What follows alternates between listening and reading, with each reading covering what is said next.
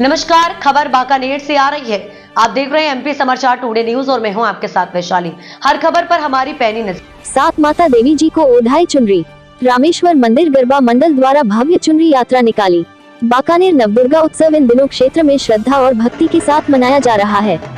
इसी कड़ी में आज श्री रामेश्वर मंदिर गरबा मंडल चेतना कॉलोनी द्वारा शोभा यात्रा के साथ भव्य चुनरी यात्रा निकाली गई। 131 फुट की चुनरी सिद्ध क्षेत्र मां सात माता देवी जी को श्रद्धा और भक्ति के साथ ओढ़ाई गई।